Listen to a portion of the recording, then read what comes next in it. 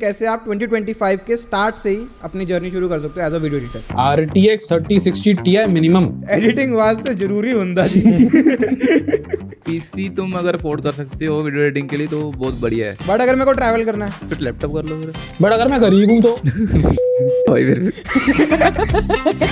तो phone realistically speaking क्या इसमें पैसा बन सकता है? चल जा रहा है दाल रोटी।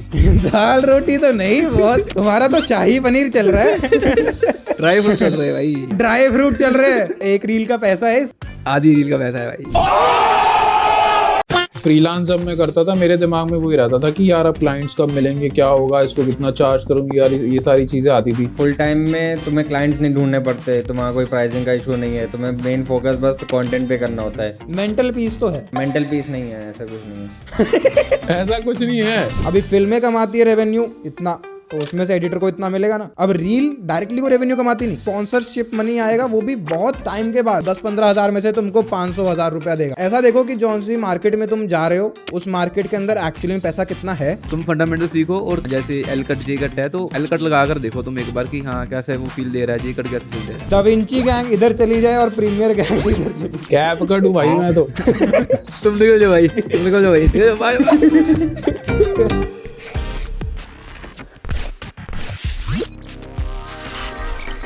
देखो एडिटिंग एक ऐसा वर्ड है जो जेनजी और सोशल मीडिया यूजर्स को बहुत कॉमनली यूज करते हैं वो लोग, ठीक है।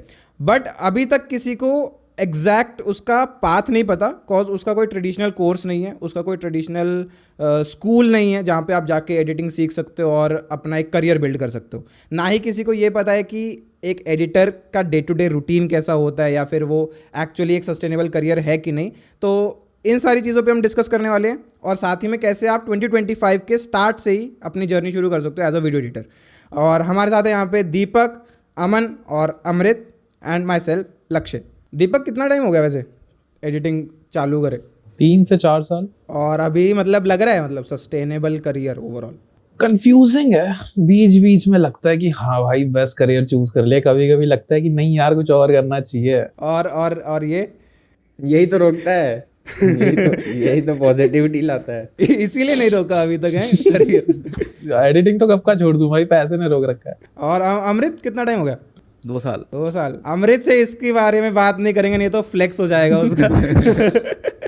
नाइट्रॉक्स? मैं तो कंटेंट क्रिएशन के टाइम से ही कर रहा हूँ, काफी टाइम हो गया है।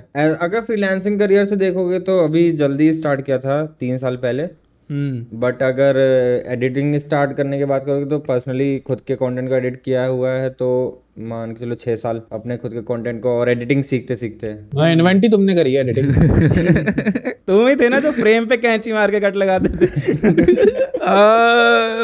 मेरे को बहुत टाइम हो गया, मैंने 19 या 2019 से स्टार्ट करी थी कंटेंट क्रिएशन वगैरह। वही तुम्हारी तरह ही शायद 5-6 साल हो गए मेरे को भी, बट प्रोफेशनली शायद 3-4 साल हो गए। आगे चलने से पहले करियर, सॉफ्टवेयर या कैसे एडिट करना है, कैसे क्लाइंट ढूंढना है, वो सब डिस्कस करने से पहले एक जस्ट शॉर्ट में समराइज कर लेते हैं ना कि एक्चुअली में वीडियो एडिटिंग है क्या फॉर अ लेमैन।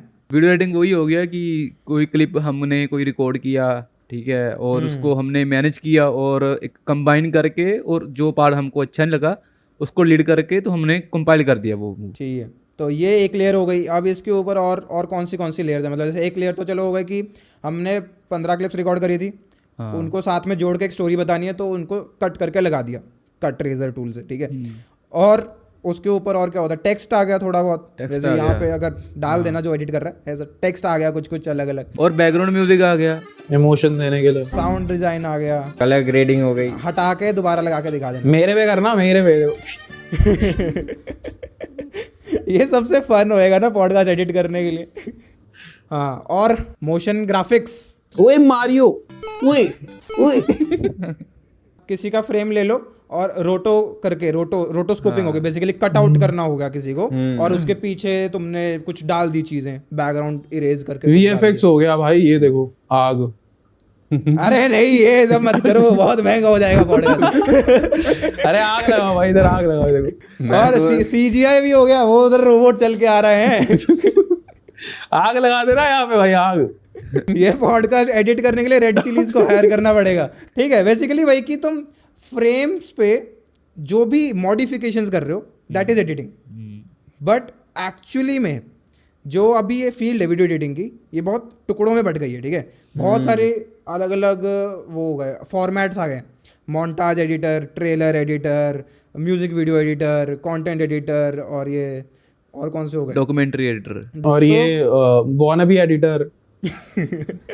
तो बेसिकली बहुत सारी अलग अलग फील्ड हैं, बट जो सबसे ज़्यादा मेरे हिसाब से वैल्यूएबल फील्ड है ना, मतलब अगर आप स्टार्ट करना चाह रहे हो तो एक बार आप टूल सीखो, उस पर हम डिस्कस करेंगे अभी, बट उसको ट्राई करना कि आप स्टार्टिंग से एक साइकोलॉजी बेस्ड अपना वर्कफ्लो रख सको, खाली कि आपकी एडिटिंग का पर्पस क्या है। हमने जैसे ये पॉडकास्ट आपने अगर यहाँ तक देखा है तो स्टार्टिंग में इंट्रो थी, वो इंट्रो लगाई क्यों, इसलिए नहीं लगाई खाली कि हमें इंट्रो बनानी आती है, हमें उसके अंदर मोशन ग्राफिक्स करने आती है, ये सब आता है, वो रिटेंशन के लिए कि आपको पूरे पॉडकास्ट का एक समरी मिल जाए एंड साथ में आपकी अटेंशन हुक कर सकें हम, ठीक है। तो ऐसे ही मतलब आपका एडिट का पर्पस क्या है, जस्ट वो एक बार सोच के चलना एंड देन इस पॉडकास्ट को आगे कंटिन्यू करना। लाइक एक्चुअली रियलिस्टिकली स्पीकिंग क्या इसमें पैसा बन सकता है? बन सकता है पैसा। अगर तुम्हारा लॉन्ग टर्म पर्सपेक्टिव है कि फिल्मों में जाना है, जैसे दीपक का कहना था कि मैंने फिल्म में करनी है, फिल्म में एडिट करनी है, तो फिर बहुत अच्छा बन सकता है पैसा। शॉर्ट टर्म एक हफ्ते के अंदर बन सकता है पैसा? नहीं यार, इतना भी शॉर्ट टर्म नहीं, फुल फिल्म बनाने में टाइम तो लगता है, महीना लग जाता है डायरेक्टर के साथ बैठकर फिल्म करना एडिट। शॉर्ट टर्म के लिए कंटेंट जो एडिटिंग है ना, वो मुझे थोड़ा बहुत डाउट सा लगता है कि कंटेंट एडिटिंग की का है, थोड़ा शॉर्ट टर्म है उसका रश भी बहुत ज़्यादा है, और जो फिल्म एडिटिंग है उसका रश नहीं है। तुम जो मार्केट टारगेट करते हो उसके बेसिस पे तुम सोच सकते हो कि पैसा बनेगा कि नहीं बनेगा। अगर सिर्फ इंडियन तुम रील्स या शॉर्ट्स या ये सब टारगेट कर रहे हो तो बहुत मुश्किल है, कॉज तुम ना बहुत ज़्यादा सीखोगे, और उसका कॉज लाइक एक्चुअली में वीडियो एडिटिंग का प्राइस क्या है, जो किसी बंदे का कुछ काम करके ROI आ रहा है, रिटर्न ऑन इन्वेस्टमेंट आ रहा है, वही वो तुमको उसमें से कुछ निकाल के देगा जो उसको रेवेन्यू बन रहा है। अभी फिल्में कमाती है रेवेन्यू इतना, तो उसमें से एडिटर को इतना मिलेगा ना। अब रील डायरेक्टली को रेवेन्यू कमाती नहीं, स्पॉन्सरशिप मनी आएगा, वो भी बहुत टाइम के बाद। अगर किसी रील जो इन्फ्लुएंसर है उसके 1-2 लाख फॉलोअर्स हैं, तो उसके बाद उसका स्पॉन्सर मनी आएगा मे बी 10-15 हज़ार, तो वो 10-15 हज़ार में से तुमको 500,000 रुपया देगा जाके। तो ऐसा देखो कि जौन सी मार्केट में तुम जा रहे हो उस मार्केट के अंदर एक्चुअली में पैसा कितना है। और अगर हम सिर्फ क्रिएटर मार्केट की बात करें तो मेरे ख्याल से यूट्यूब क्रिएटर्स पे है पैसा, वो तो है ना। और इंडिया में भी है, ऐसा नहीं है कि सिर्फ फॉरेन मार्केट में है पैसा, इंडियन क्रिएटर्स मार्केट में भी है। यहाँ क्रिएटर्स ही नहीं बट ब्रांड्स के पास भी तो है जो अपना कंटेंट बनवाते हैं। हाँ वही दो सेगमेंट हो गए, एक तो क्रिएटर्स, या तो तुम यूट्यूब वालों के पास जाओ और या फिर तुम ब्रांड्स के पास काम कर सकते हो, कॉर्पोरेट काम, ठीक है, बिलबोर्ड्स, फ्लायर्स और ये सब वाला काम जो होता है एडवर्टीजमेंट्स वाला, उसके अंदर पैसा ज़्यादा है।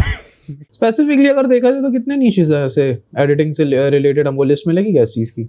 Film editing, short film editing और documentary editing, not documentary magnets media वाली, एक्चुअल डॉक्यूमेंट्री जो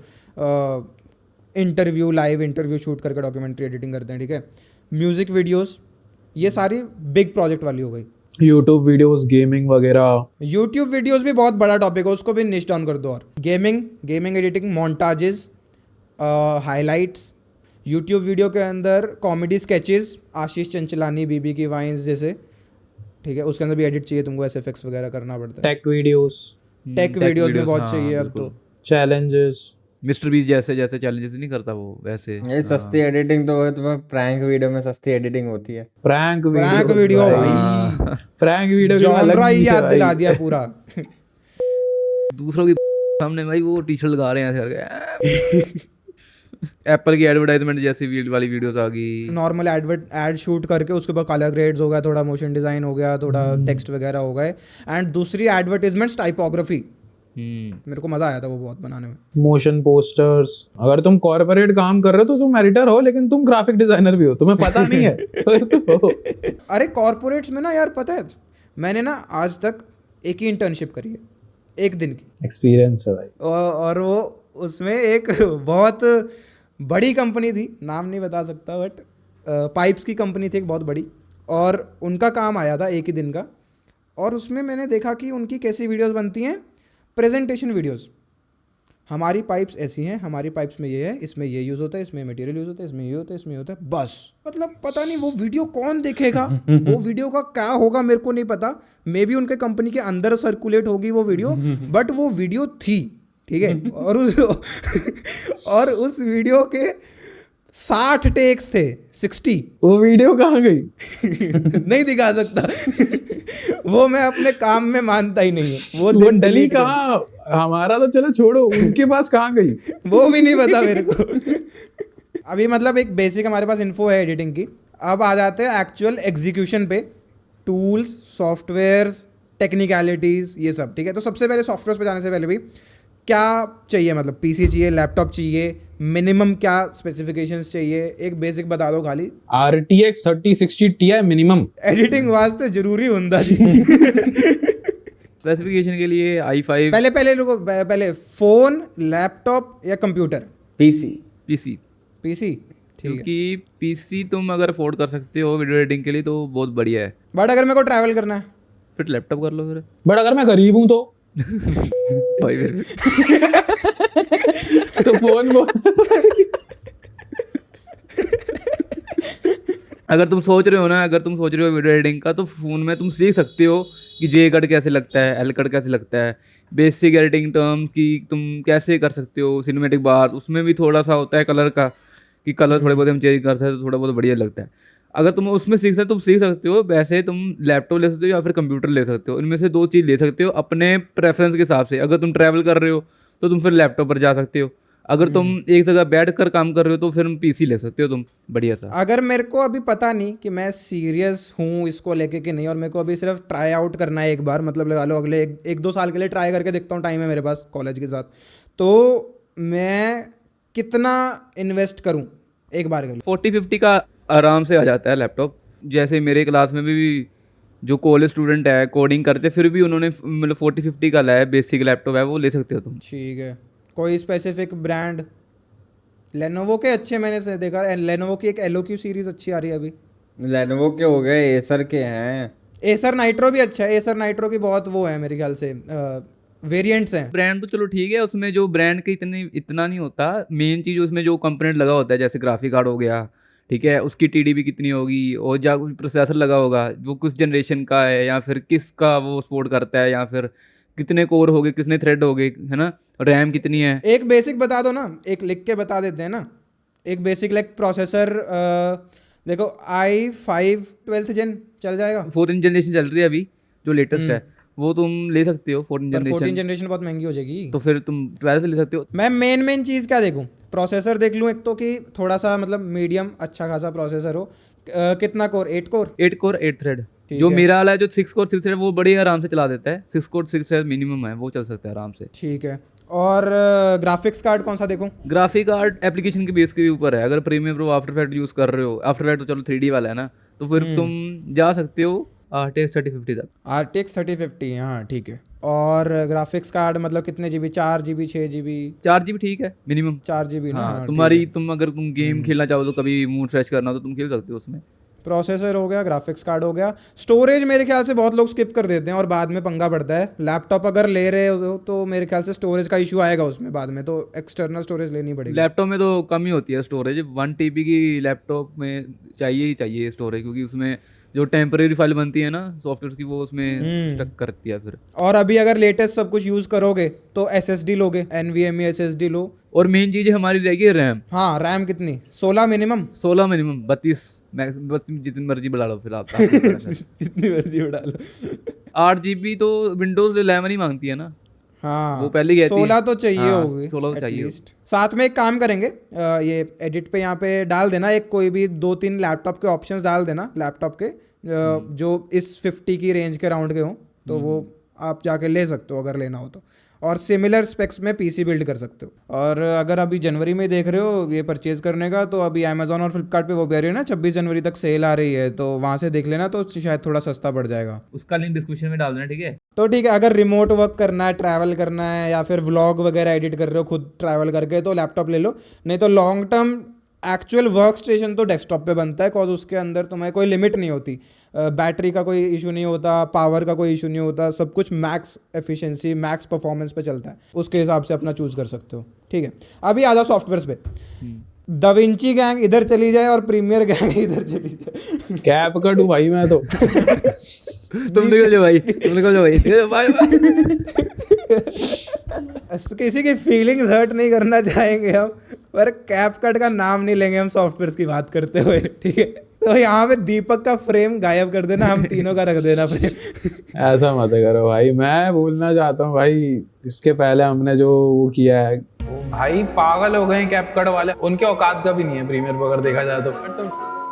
कैप कट वालों को इतना बुरा भला बोला है, मैं तुम्हारे साथ हूँ, इन तीनों का पता नहीं। ऐसा क्या हुआ तुम्हारी जिंदगी में जो तुम अपना अच्छा खासा प्रोफेशनल सॉफ्टवेयर छोड़ के कैप कट पे चले गए? सब टाइटल लग रहे हैं भाई, ऑटोमेटिक जादू अपीयर हो रहे हैं इतने भाई, बहुत सारे फीचर्स हैं उसमें। तुमको गन पॉइंट पे करा रहा है क्या कोई कैप कट पे एडिटिंग?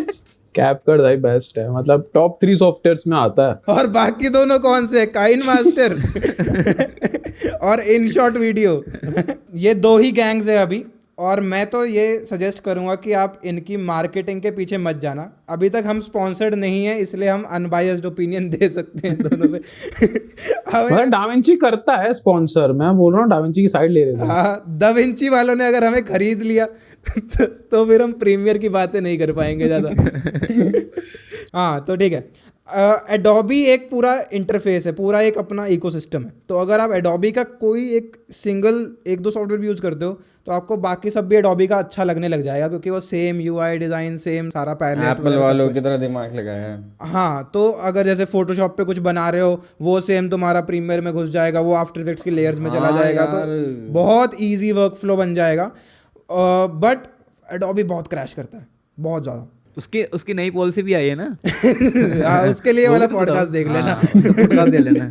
हाँ, मतलब देखो अब सबको इश्यूज फेस हो रहे हैं एडोबी में, बट जिन लोगों का ऑलरेडी एक वर्कफ्लो बन चुका है उसके ऊपर, और सारे प्रीसेट्स, टेम्पलेट्स और क्लाइंट डेटा सब कुछ इस पे बन चुका है, वो इतना जल्दी शिफ्ट नहीं हो सकते। बट अगर आप स्टार्ट कर रहे हो तो थोड़ा सा अच्छे से एक्सपीरियंस करना, सिर्फ रिसर्च नहीं, एक्चुअल में सारे सॉफ्टवेयर चला के देखना और फिर देखना कि आपका हाथ किस पे बेटर बैठ रहा है, आपके सिस्टम के लिए कौन सा सबसे अच्छा वर्क कर रहा है। दाविंची वैसे प्रोफेशनल कलर ग्रेड के लिए तो यूज़ होता ही है, बट अब आजकल तो हर चीज़ के लिए यूज़ होने लग गया।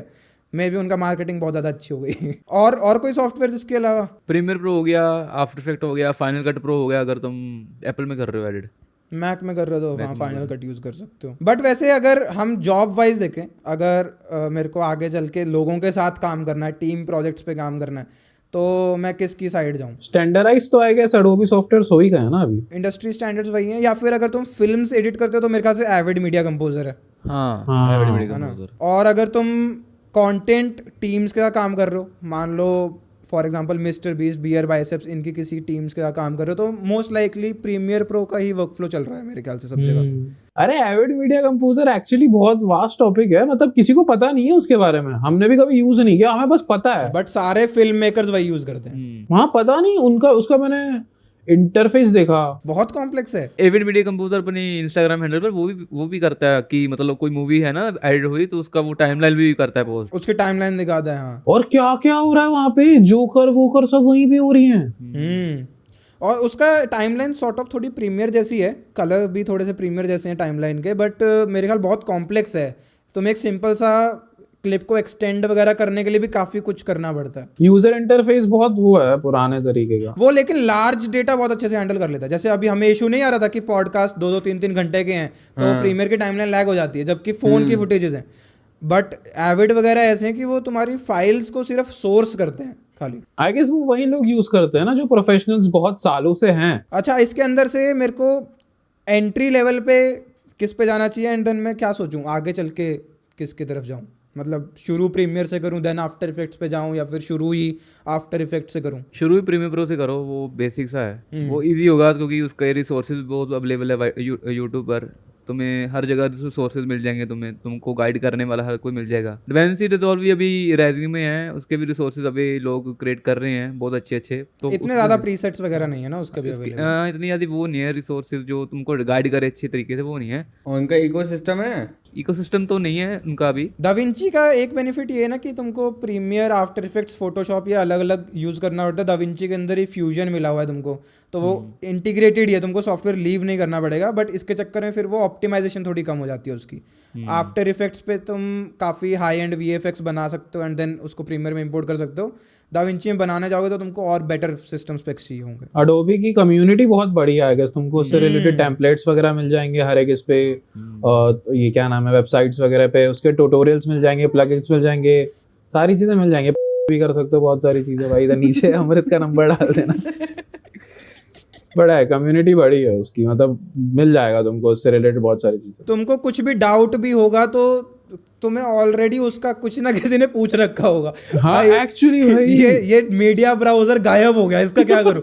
वो तुमको बता रहा होगा, वहां से जा प्रोजेक्ट पैनल खोल, उसको ये कर ये कर, ये कैसे कर दे। बोले तो बेसिकली वही है ना कि इसके ट्यूटोरियल्स की कमी नहीं है इंटरनेट पर। हाँ, और आएंगे भाई, होगा नहीं आएगा, कंपलसरी है वो। बहुत रैंडम से इश्यूज आते हैं भाई। हाँ, काम करते करते कुछ ना कुछ गायब हो जाता है वहां से। कुछ गायब हो रहा है, कुछ आ जा रहा है। मैं एक बार इसी तरह वो टाइमलाइन के बगल में जो टूल बार होता है उसको मैंने एक्सटेंड करके दस उधर कर दिया।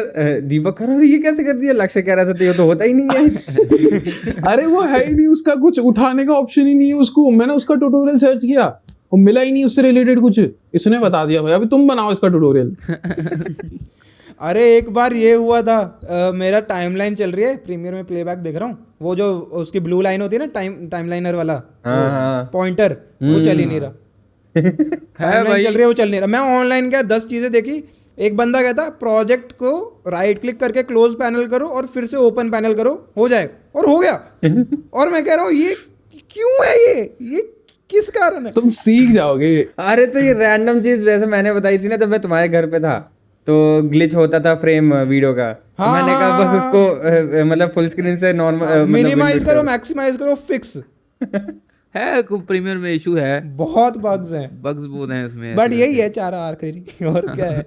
बट स्टिल तुमको मतलब अडोबी सॉफ्टवेयर तुमको बहुत सारी पर्सनल चीजें भी सिखाएंगे, जैसे एंगर इश्यूज कैसे कंट्रोल करना है। और तुम्हारा इस फिंगर और इस फिंगर का हैंड आई कोऑर्डिनेशन काफी अच्छा हो जाएगा, क्योंकि तुम कंट्रोलेस करते रहोगे थोड़ी देर। कंट्रोल तुमने सॉफ्टवेयर जैसे चूज कर लिया है तो तुम उस सॉफ्टवेयर का वो मत माइंडसेट लेकर आओ कि मैंने ये मतलब सभी को मतलब घुस कर मतलब सीखना है, मतलब मैंने मतलब डीप सीखना है, वो मत करो। तुम फोकस करो कि पहले मतलब कि बेसिक तुमने सीख लिया है सॉफ्टवेयर और तुमको उसको इम्प्लीमेंट करना है अपने वीडियो एडिट के ऊपर।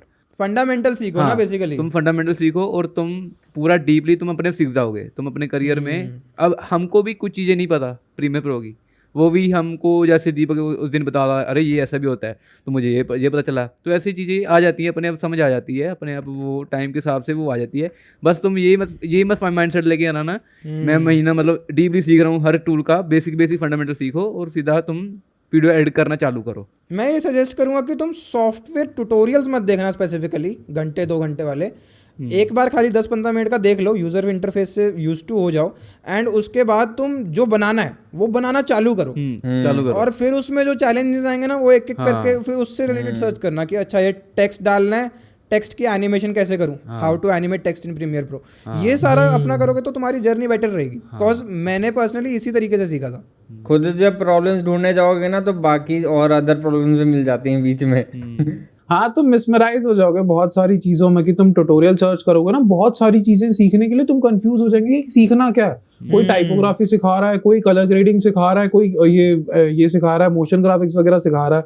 आई गेस तुम अपना नेचर खुद ही डेवलप कर दोगे सीखते सीखते। कि जैसे मैं पर्सनली इस पे फोकस नहीं करता बहुत, इस पे क्या नाम है इसका, मोशन ग्राफिक्स एंड ऑल पे मैं विजुअली खेलने में पसंद करता हूँ।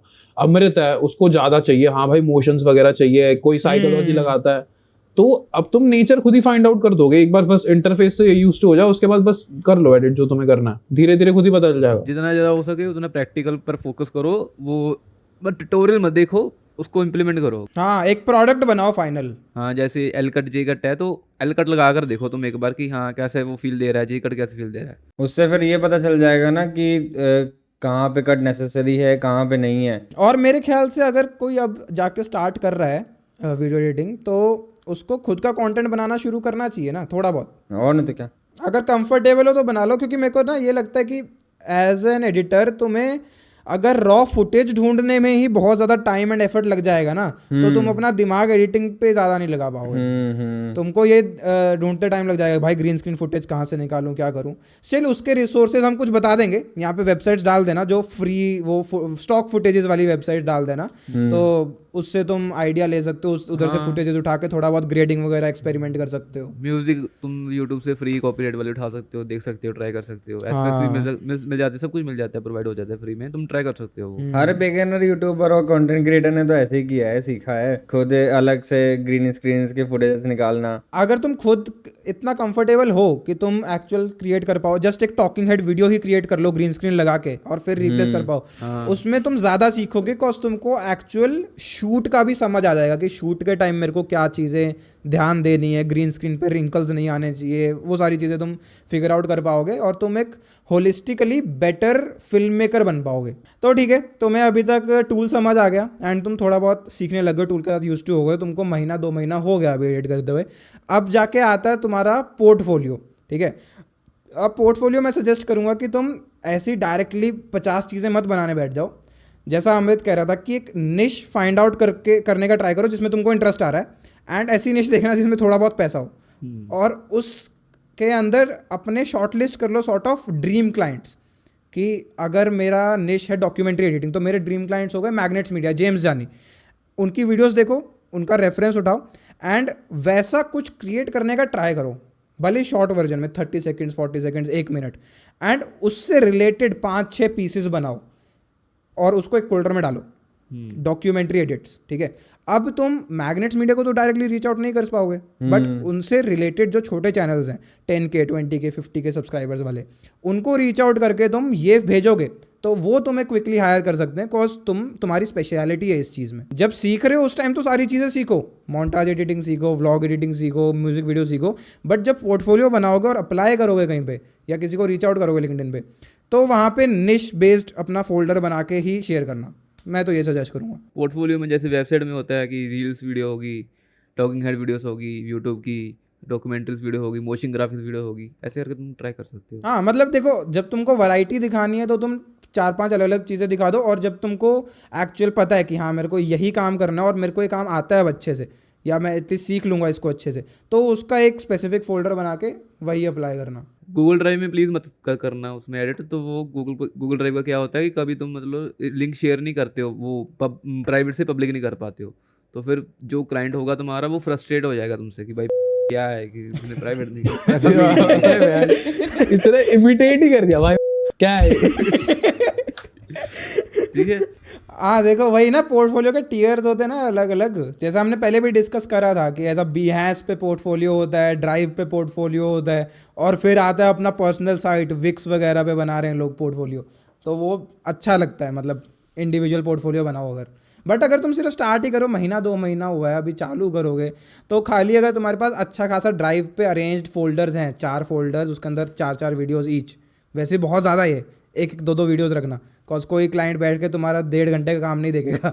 इजी पोर्टफोलियो तो वही है कि तुम अपनी इंस्टाग्राम हैंडल पर अपना डालना कर दो, जो तुमने एडिट किया तो तुम डाल दो कि आज मैंने ये किया है तो मेरा एक्सपीरियंस ये रहा, तो तुमको थोड़ा बढ़िया फील होगा। एक्सपोजर भी तुम्हें थोड़ा बहुत मिल सकता है मे बी, अगर तुम कुछ डिफरेंट ट्राई कर रहे हो। अच्छा लक्ष्य, जब तुमने अपनी वीडियो एजेंसी शुरू करी थी 121 क्रिएटर्स, तब तुमने लाइक क्या देखा था हायरिंग के लिए लोगों में?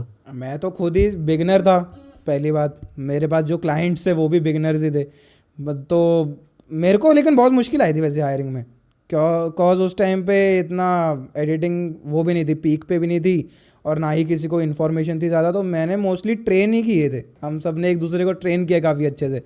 तो मैंने तो इंटर्नशाला पे डाला था जहाँ से तुम्हें पकड़ा था। मैंने 8,000 देखकर किया भी था अप्लाई।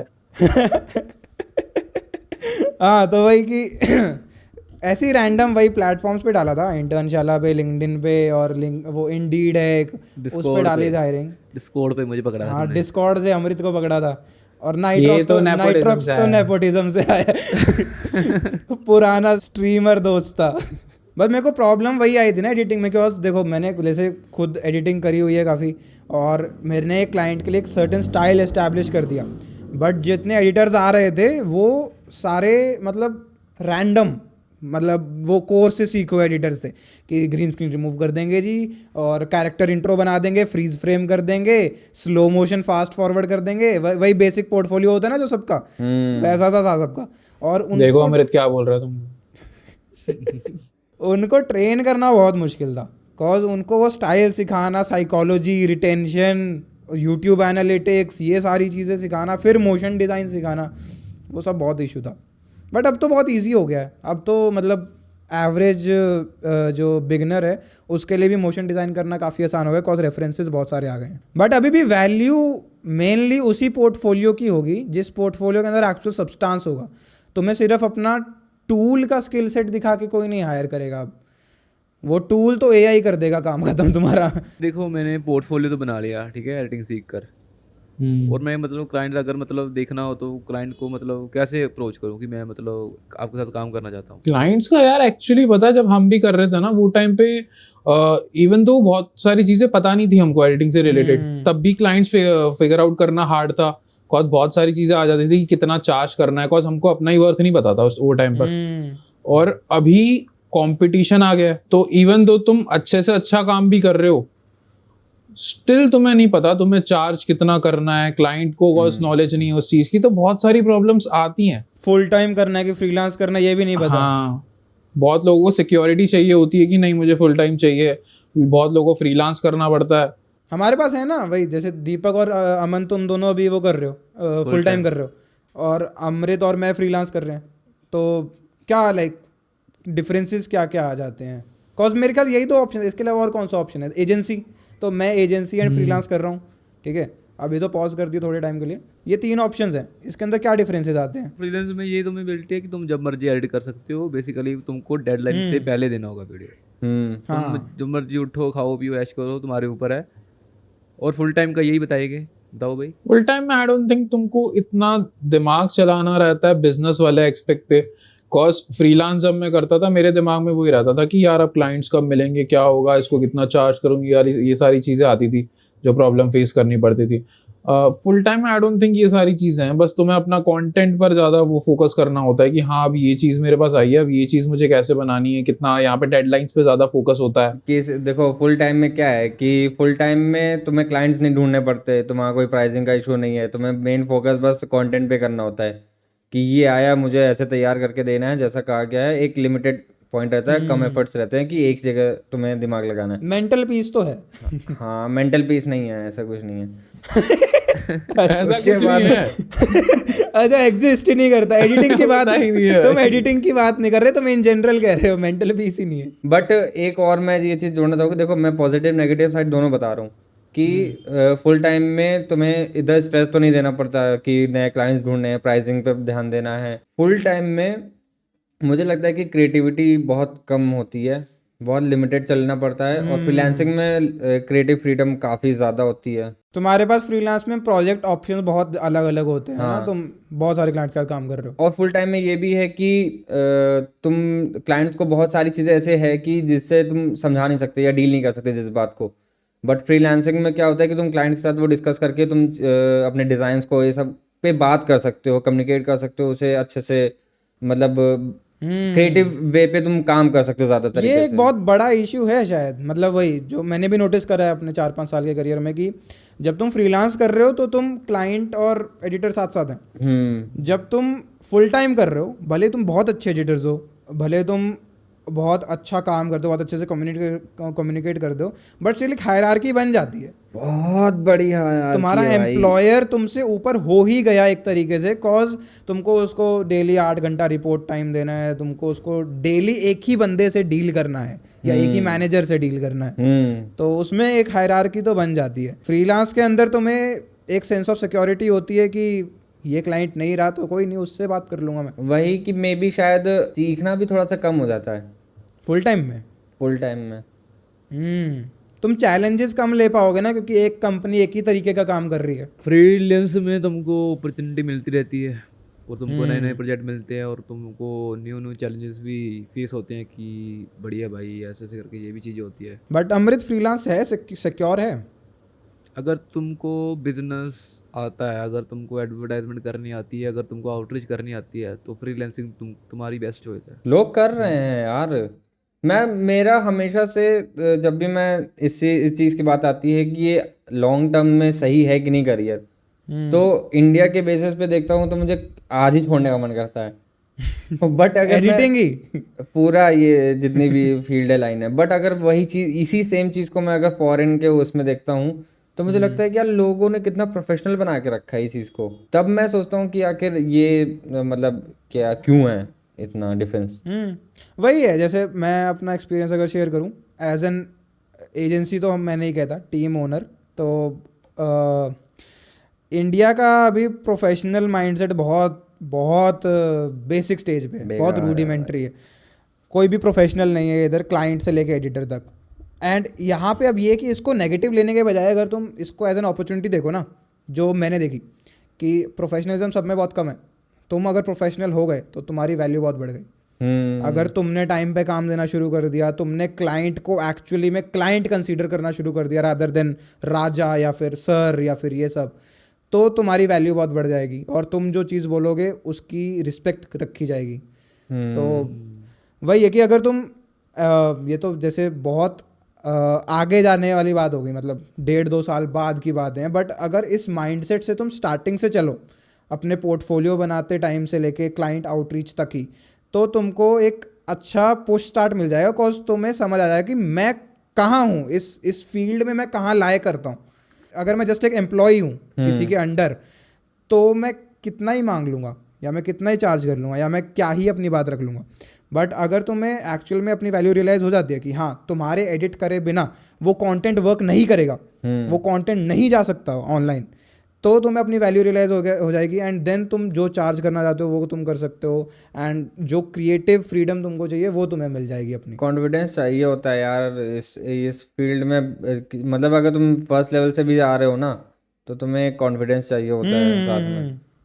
भले तुमको जितना मर्जी आता हो, तुमको एक बेसिक लेवल ऑफ कॉन्फिडेंस चाहिए, ओवर कॉन्फिडेंस नहीं चाहिए। फिर तुम मार्केटर बन जाओगे, डिजिटल मार्केटर मैनेजर बन जाओगे जग के। अगर फ्रीलांस में अगर जाकर हम देखें तो हमको क्लाइंट्स ही है ना, बेसिकली हमको क्लाइंट्स ही फाइंड करने पड़ते हैं ना। हाँ, क्लाइंट्स के लिए मैं तो सजेस्ट नहीं करूँगा कि तुम फाइवर, अपवर्क या फ्रीलांसर इन वेबसाइट्स पे जाओ। अब तो ये मेरे को लगता है बहुत रेयरली ही लोग यूज़ करते होंगे। अभी डायरेक्ट डीएम्स एक्चुअली वर्क करते हैं। अगर तुम्हारा थोड़ा बहुत पोर्टफोलियो, जैसे अभी इसने अमृत ने करा है कि बिफोर आफ्टर एडिट्स वगैरह डाल दिया, वही इंस्टाग्राम पेज तुम्हारा ये बन गया, पोर्टफोलियो बन गया, और उसी पेज के थ्रू तुम लोगों को डीएम करो। कॉज एक्चुअल डिमांड है, बहुत डिमांड है अब तो। अगर तुम एक स्किलफुल एडिटर हो, तुम्हारी डिमांड बहुत ज़्यादा है, कॉज हर बंदा कंटेंट बना रहा है यार। तो अगर तुम्हें एक डिसेंट पोर्टफोलियो बना लिया ना तुमने, तो तुम क्लाइंट्स को इजीली रीच आउट कर सकते हो। एंड हाँ, मतलब स्टार्टिंग में तुमको नहीं मिलेगा बहुत पैसा, तुमको जस्ट एक नाम मिल सकता है, और उस नाम के बेसिस पे तुम आगे जाके अच्छे से चार्ज कर सकते हो। क्लाइंट्स कैटर करने के लिए आई डोंट थिंक, अब यहाँ पे आते आते ना तुम्हारी एडिटिंग स्किल्स तो चलो ठीक है चाहिए, वहाँ पे तुम्हें कम्युनिकेशन स्किल्स भी चाहिए, वहाँ पे तुमको अंडरस्टैंडिंग स्किल्स भी चाहिए। बिकॉज बहुत सारे हैं कि काम अच्छा है उनका, बट तुम उनके ऊपर रिलाई नहीं कर सकते, क्योंकि तुम डेडलाइंस पर काम नहीं दोगे, तुम्हारी कम्युनिकेशन अच्छी नहीं है, सामने वाला जो तुम्हें एक्सप्लेन कर रहा है। मेरे को घोस्ट कर देते थे भाई, लोग घोस्ट कर देते थे मेरे को। प्रोजेक्ट चल रहा है उधर, संडे को डेडलाइन है, गायब भाई, सैटरडे बंदा गायब। बहुत, तो वही चीजें तुम्हें मतलब डिसिप्लिन चाहिए उस चीज के लिए कि सामने वाला बोले कि हाँ भले इसका काम अच्छा नहीं है, बट मैं इसके ऊपर रिलाई हो सकता हूँ कि मैं जब चाहूँ इसको मैं बोल सकता हूँ, और कम्युनिकेशन हमारी है, अंडरस्टैंडिंग उसकी इतनी अच्छी है कि मैं एक चीज़ ऐसे बता रहा हूँ, उसको रेफरेंस दे रहा हूँ और वो चीज़ समझ जा रहा है और उस चीज़ को मतलब अडेप्ट करके उस तरीके की एडिटिंग करके मुझे दे रहा है। तो आई गेस वो चीज़ इनफ है एक क्लाइंट को इम्प्रेस करने के लिए। अगर वो क्वालिटीज़ हैं तुम्हारे पास, तो इजीली तुम किसी अच्छे यूट्यूबर के अंडर हायर हो सकते हो, तुम अच्छे ब्रांड के साथ काम कर सकते हो, मतलब जो भी तुम्हारे गोल्स है तुम वो सारी चीजें कर सकते हो। अच्छा, अगर इसी कैटेगरी में देखें तो कैसे मतलब रीच आउट करें फिर? फ्रीलांसर, फाइवर, अपवर्क नहीं तो थोड़े बहुत डीएम्स और लिंक्डइन। मेरे लिए लिंक्डइन अच्छा वर्क किया था। हाँ, लिंक्डइन भी एक्चुअली बहुत सही है। और लिंक्डइन पे क्राउड बहुत कम है। नहीं, क्राउड ज़्यादा है यार। अरे उधर मतलब वैसा क्राउड नहीं है, इंस्टाग्राम जैसा क्राउड नहीं है जो रीलें देख रहा है बैठ के। उधर क्राउड है फेक। अगर उसमें तुम रियल बन जाते हो ना तो तुम बहुत अच्छे से मार्केट कैप्चर कर सकते हो लिंक्डइन की, कॉज उधर सबको काम चाहिए यार। पर्सनल ब्रांडिंग कर रहे हैं बहुत सारे लोग। पर्सनल ब्रांडिंग अगर कर लो तो कोई चांस ही नहीं कि तुम हायर नहीं हो पाओगे। तुमको क्रेडिबिलिटी मिल जाती है। एक तो तुमको उनको ये पता लग जाता है कि हाँ भी ये बंदा है, रियली एडिटर है उस पेज के पीछे। मतलब सॉर्ट ऑफ फ्लेक्सिंग ही होगी कि हाँ ये सारी चीजें मुझे आती है और मेरे पास इतना नॉलेज है कि मैं लोगों को शेयर कर सकता हूँ, लोगों को सिखा सकता हूँ। तो अगर कोई क्लाइंटल भी आकर मतलब वो चीज देख रहा है तो उनको एक वहां पे भी ट्रस्ट आ जाता है कि हाँ ये बंदा ये सारी चीजें बोल सकता है, ये सारी चीजें कर सकता है, तो हाँ ये भी रिलायबल है। बेसिकली तुमको एज अ बिजनेस ओनर खुद को मार्केट करना है बस।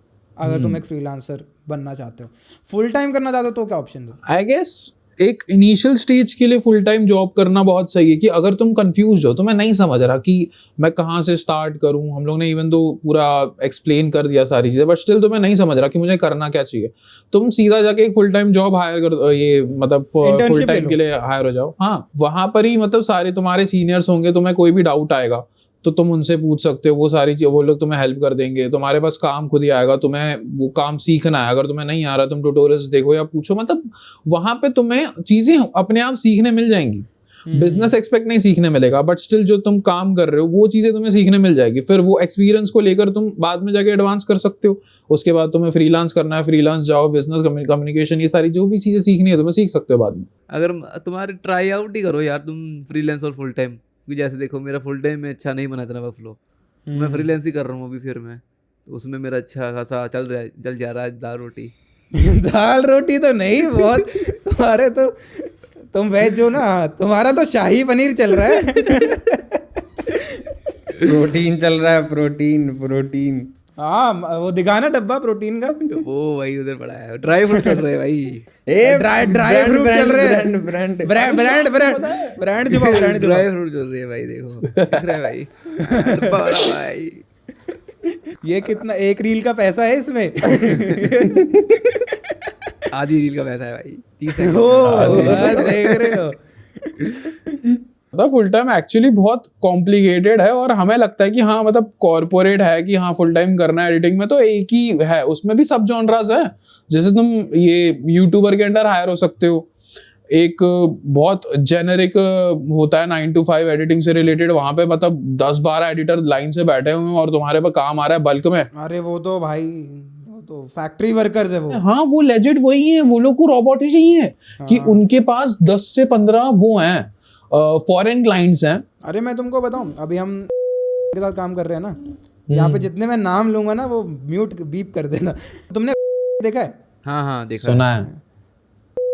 बहुत बड़ा चैनल है टेक का, ठीक है। और उन्होंने मेरे को बताया था, क्योंकि उनके साथ एडिटिंग की बात चलती रहती वही, तो वो कह रहे थे कि ने क्या कर रखा है, 15 एडिटर्स 10-10 हज़ार पे एक फ्लोर पे बैठे हुए हैं। एक बंदा खाली असेंबली कट कर रहा है, एक बंदा उस पर सिर्फ टेक्स्ट लगा रहा है, एक बंदा सिर्फ म्यूजिक लगा रहा है, एक बंदा ये कर रहा है, और 4 घंटे के अंदर एक वीडियो निकाल रहे हैं। प्रोडक्शन चल रही है पूरी, फैक्ट्री प्रोडक्शन। फायदा क्या है यार ऐसे कंटेंट का? एक एक्सप्लेनेटरी, इसके पहले मैंने जब इंटर्नशिप करके निकला था, मैं सोच रहा था फुल टाइम वगैरह ज्वाइन करूं, वहां पे मेरे को एक बंदा मिला था और उसने अपना ड्राइव को एक्सेस वगैरह सब कुछ दिया था, ट्रेलो पे वर्क अलाइन कर रहा था, और मेरे साथ कुछ शायद 8 से 10 एडिटर थे वहां पर ही, सबको एक ही साथ हायर किया था उसने। और एक्सप्लेनेटरी वीडियोस नहीं होती स्टॉक वीडियोस से रिलेटेड, एक एआई जनरेटेड वॉइस रहेगी, स्क्रिप्ट रहेगी, वो भी एआई जनरेटेड, और तुम्हें बस जो जो वो बोल रहा है उससे रिलेटेड तुम्हें क्लिप्स लगानी है, टेक्स्ट लगाना है। Each model offers a unique experience. The GT3 is precise. हाँ, अरे बहुत कैश काउ कंटेंट भाई। हाँ, वही कैश काउ कंटेंट ही था, और ये सारे क्लाइंट्स थे फॉरेन, कम से कम 15 से 20 क्लाइंट्स थे, अलग अलग चैनल पर जानी थी ये वीडियो, और एक क्या नाम है उसका, एक क्लाइंट के लिए एक वीडियो एडिटर था, और तुमको दिन की 2 वीडियो निकालनी है। महीने की तुम्हारी सैलरी 15,000, दिन की 2 वीडियो कितने कितने मिनट की? 10-10 मिनट की, भाई साहब। और कर रहे हैं लोग। मैंने पहला दिन किया, मेरे से नहीं हुआ, मैंने जवाब दे दिया, मेरे से नहीं हो रहा, और मैं फिर भी 2-3 दिन था कि बोला कि स्टार्टिंग में चल स्लो होगा, धीरे धीरे इम्प्रूव पेसअप कर देगा। बट वहां पे लोग लिटरली दिन की 2-2 वीडियो निकाल रहे थे, पता नहीं कैसे, क्वालिटी तो मत पूछो कैसी थी, बट निकाल रहे थे वो लोग। यहाँ हम 10 मिनट की वीडियो के लिए महीना लगा देते हैं। वही तो, बट वही तो क्वालिटी डिफरेंस था ना उस चीज में भी। तो वही है कि तुम्हें एक्सपेरिमेंट करके देखना पड़ेगा, एक्चुअली एग्जीक्यूट करके देखना पड़ेगा। इंटर्नशिप करोगे, 4 इंटर्नशिप जाओ, एक दिन की करो, भले पता चल जाएगा तुमको कि कैसे काम हो रहा है और कौन सा काम ढंग का है। बहुत सारी कंपनीज ऐसी है जो कैश काउ कंपनीज है, बहुत सारी। अब हर दूसरा बंदा एजेंसी खोल रहा है, ठीक है, तो हर किसी के पास अच्छे क्लाइंट्स नहीं है। तुमको जाके ट्राई आउट करना पड़ेगा कि कौन तुमको एक्चुअल जेन्युइन क्लाइंट्स के साथ काम करने को दे रहा है। मैं वही बोल रहा था ना, अभी तक जितनी भी हम लोग ने बातें करी वो तो सिर्फ एक गाइड है और हमारा एक्सपीरियंस शेयर किया कि ऐसी ऐसी चीजें कर सकते हो। ये कोई रूल बुक में लिखा हुआ नहीं है कि ये चीजें करोगे ये होगा। बिकॉज एडिटिंग है ही ऐसी चीज कि तुम ट्रायल एंड एरर्स ही करोगे और कहीं पहुंच जाओगे, और करियर ऑप्शन है अच्छा खासा, वो तुम थ्रू आउट द जर्नी मतलब फिगर आउट कर लोगे। एक इजी एक्सेस है I would say media industry के अंदर। हाँ। तो अगर मीडिया इंडस्ट्री में तुमको इंटरेस्ट है तो इसको फॉलो कर सकते हो। अगर तुमको यही लगता है कि यार ये तो बहुत मगजमारी का काम है, वीडियो वगैरह बनाना, ये सब करना, देन में भी तुम वीडियो एडिटर नहीं बन पाओगे, क्योंकि तुम्हारा डेली का रूटीन ही यही है कि तुमको 15 घंटे किसी एक बंदे का चेहरा देखना है और उस पर आगे आगे टेक्स्ट लगाना है। मैं डिस्कॉर्ड में इसके साथ बैठा था और गलती से मेरे से उसका वीडियो बज गया। वो बंदा पागल, 1 सेकंड में, दीपक पागल हो कि कहाँ से बज रहा, बंद करो जल्दी बंद। हाँ, तो है मतलब अच्छी है, इंटरेस्टिंग फील्ड है, फ्रस्ट्रेटिंग है बट फन है ओवरऑल। ये बात है कि अगर मतलब मान लो तुमको फ्रीलांस करना है, फुल टाइम करना है, चलो तुम उस फील्ड में आगे, बहुत बढ़िया, ठीक है, तो तुमको आगे फिर लर्न करते जाना है उस फील्ड में। इंस्पिरेशन लेनी पड़ेगी डेली, कुछ ना कुछ। लर्निंग मत छोड़ना कभी, हाँ भी चलो मैंने वीडियो एडिटिंग सीख ली, बस मेरा काम खत्म हुआ, मैं पैसे कमाऊँ। सीखो, सिखाओ, पहले खुद आगे बढ़ो, फिर दूसरों के लिए राह बनाओ। अरे ये सीधे बहुत भाई। क्योंकि अब देखो, अब तुम्हारा AI भी आ गया है।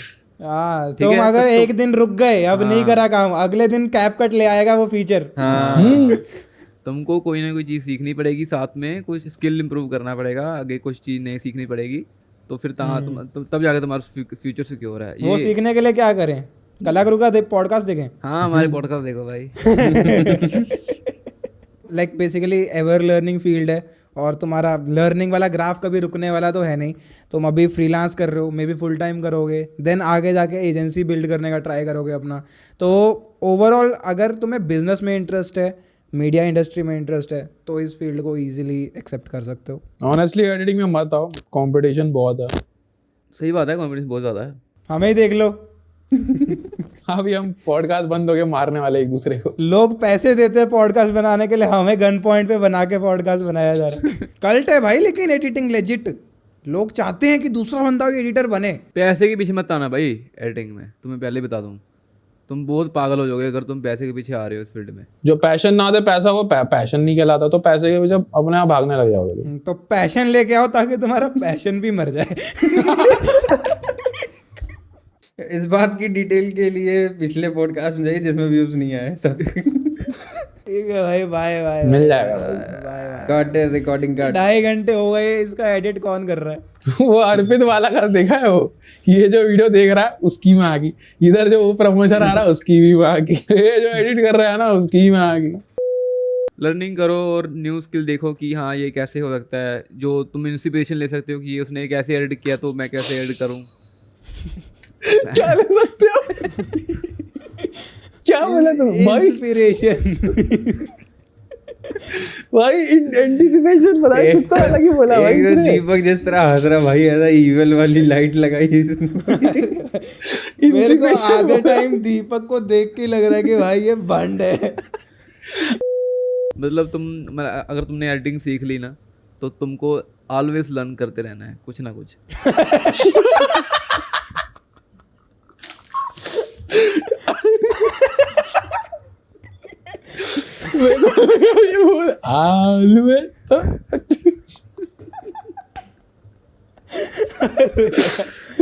कर दो भाई, तो कर दो भाई। हाँ, तो बेसिकली कि लाइक एवर लर्निंग। अरे तुम हंसो मत, वो बंद करो। अरे क्या